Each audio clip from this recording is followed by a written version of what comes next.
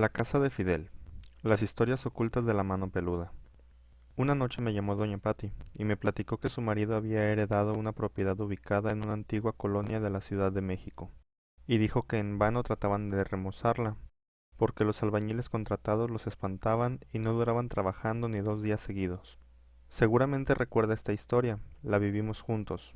Doña Patti y su marido, incrédulos, decidieron pasar una noche en el inmueble, pero esta fue la más terrible experiencia de sus vidas. Desde que entraron a la casa tuvieron la extraña sensación de que eran observados y sintieron miedo, acompañado de un frío especial, pero ellos, al fin escépticos, no dieron mayor importancia a estos hechos. Las horas pasaban y sus ojos permanecían abiertos. Después de dar varias vueltas en la cama sin conciliar el sueño, justo a las 2:30 de la mañana el frío se agudizó y en ese momento una horrible sombra de 2 metros se manifestó frente a ellos, a la vez que escuchaban un desgarrador alarido. Era un ser diabólico que se abalanzó sobre el marido de doña Patti y lo inmovilizó de inmediato.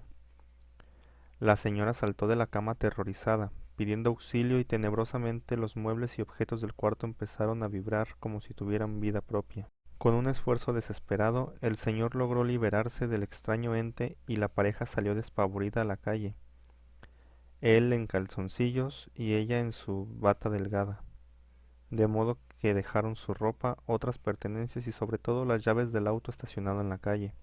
Más tarde, sin comprender lo que había pasado y aún sin recuperarse del susto, en forma desesperada pidieron ayuda a una patrulla de policía que pasó por el lugar. Los policías no creyeron lo que el matrimonio contaba, y por la forma en que los encontraron pensaron que la pareja estaba alcoholizada o drogada, así que llamaron refuerzos. Enseguida llegaron 2 patrullas más y después de hacer preguntas y más preguntas propusieron a los propietarios entrar a la casa, ya que estaban seguros de que se trataba de delincuentes que habían espantado al matrimonio para ahuyentarlo y robarle.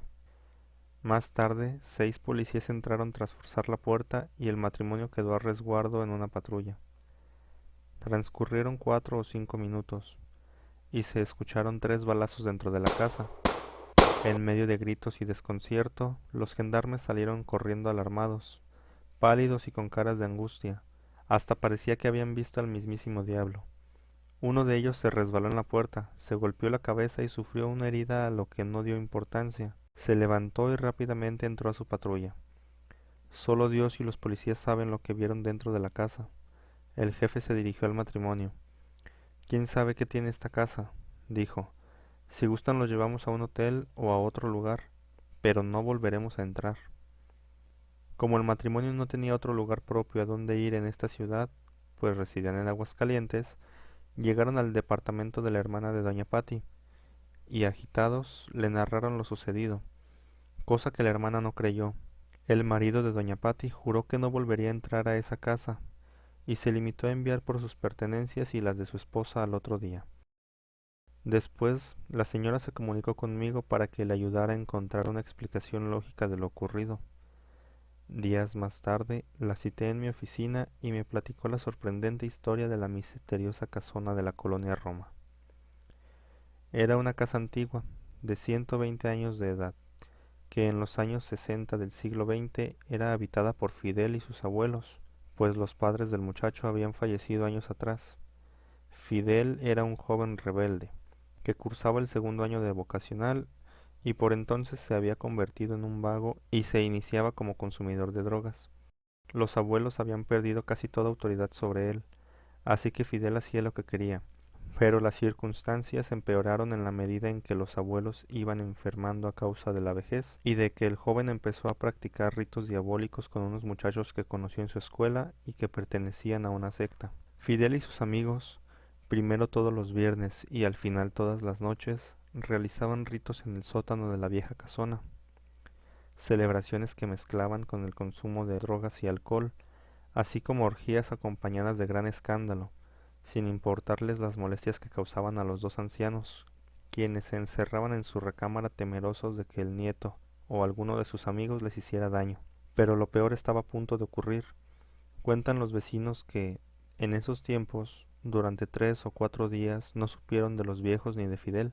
Era extraño, pues el abuelo salía todas las mañanas a barrer su banqueta, aunque a la abuela se le veía poco porque padecía una lesión en la columna que no la dejaba caminar.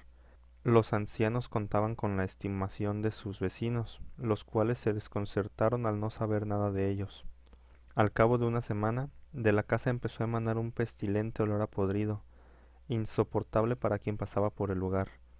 Algunos vecinos, alarmados y preocupados por los ancianos y su nieto, se dirigieron a las autoridades y lograron que los agentes policíacos entraran a la casa forzando las cerraduras.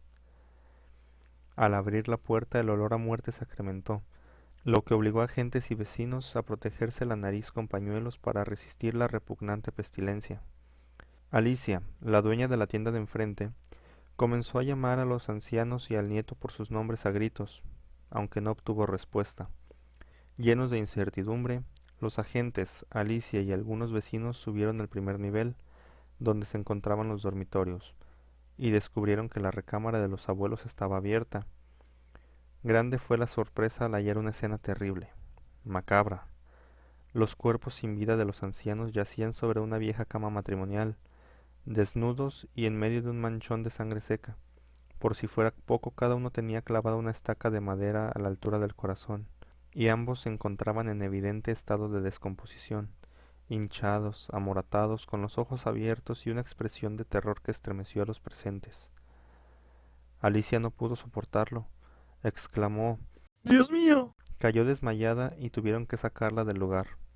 Pero no terminó aquí el episodio. Policías y vecinos continuaron el recorrido por la casona, y al llegar al baño, al final de un pasillo, nuevamente el terror hizo presa de ellos cuando encontraron a Fidel desnudo, colgado de una lámpara con una cadena metálica, y en el piso un recado que decía: Señor, perdóname, pero no podía dejar a mis abuelos con este sufrimiento. y mostraba unos extraños símbolos.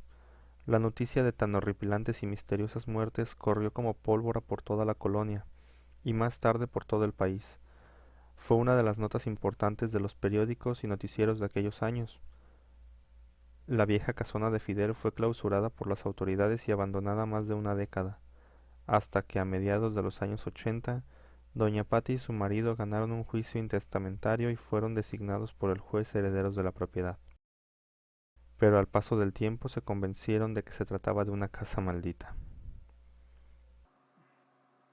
Aquí termina este video. Este fue un relato de la mano peluda. Espero que les haya gustado. Sigo poco a poco buscando nuevas historias para traerles. Si esto les gusta, por favor suscríbanse para que estén siempre informados cuando llegue un nuevo relato. Nos escuchamos la próxima semana.